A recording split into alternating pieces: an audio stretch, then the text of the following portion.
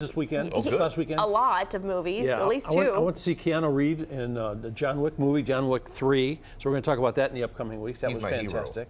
Yeah, he's unbelievable. In that movie? No, just in real like life, him? he's really a good guy. I said, what was your favorite stunt? He says, I don't do stunts, I do action. Okay. I said, well, excusez-moi, senor. yeah.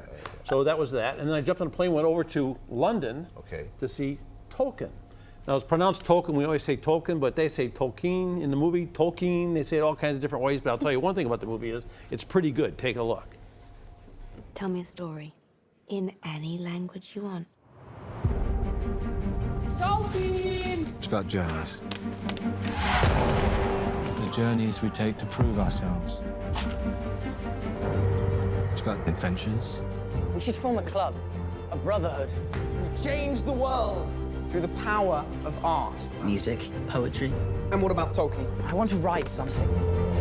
It's about magic beyond anything anyone has ever felt before. What it means to love. To be loved. War! England's at war! So Tolkien is the man who wrote The Hobbit, Okay. Lord of the Rings, and of course I think he's influenced a lot of other things. It's a very interesting story. He went to school, he went to Oxford around in the early 1900s. He's played by Nicholas Hoult. You've seen him around. When he was a little kid, he was in a movie called About a Boy. You saw him in Mad Max. He's been in X-Men. Terrific.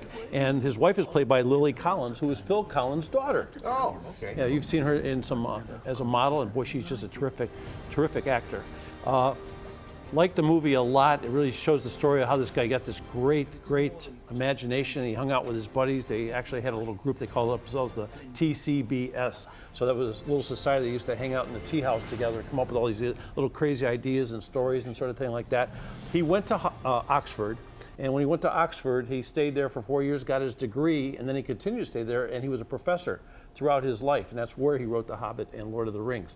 So after I saw the movie, and after I interviewed these folks, which we'll talk to next Thursday on the show, the next day I got on a train, and I went to Oxford. And I thought, I always talk about where I go, so this is sort of like a little postcard look of me going to Oxford. I love this. Well, here we are. I never thought we'd say Mossman goes to Oxford. Well, actually, I'm visiting Oxford because this is where Tolkien, or is it Tolkien? It's Tolkien, that's how you say it. This is where he went to school, J.R.R. Tolkien, and you know him from The Hobbit and The Lord of the Rings, right? So anyway, we're on this great tour. We started today in London. We went to Paddington, that's a train station, got on a train for about an hour and rolled into this beautiful town, jumped on a double-decker bus and headed to a bar, a pub I should say, called Eagle and Child. Some people call it the Bird and the Baby. J.R.R. Tolkien used to hang out there with his buddies. They were called the Inklings, and they used to all write books and share ideas together. But this is where Tolkien went to school. Now, some of these buildings here you see, beautiful buildings, date back to the 1200s, so it's been here a long time. Oxford is a university, and it's made up of 38 separate colleges. This is where he lives and this is where he studies for 4 years. When he's not in his room and doing some studying, sometimes he'll get over to the dining hall. The dining hall is a great place. There's a lot of camaraderie going on there. He ended up teaching at Merton College, and there he was teaching English literature. He started off, when he was here at Exeter, he started off with the old languages, Greek, Latin, that sort of thing, but of course he made his bones doing English literature and of course going on to become a great author. So as you wander around Oxford here, beautiful, fantastic place, you sort of soak up some of the magic that you can feel in some of his work. So I highly recommend, the one thing you should do after you see this is make sure you see the movie Tolkien. So it was a lot of fun. I spent the whole day there. I had a high Neat. tea, which is really pretty cool in the afternoon. A high tea. Yeah, that was great. And 23,000 students attend there now. And they're the brother or sister college to Princeton. Okay. So Cambridge would be Cambridge and Harvard, and this one is Oxford and Princeton. So they sort of go back and forth a little bit. But it's really an extraordinary opportunity to walk around, see all the gardens and all the different students there. And it's wild. I mean, it's like these little tiny places, and they all lived there. In the old days, they used to have a person called a scout, and they would bring them their breakfast or their lunch to their rooms.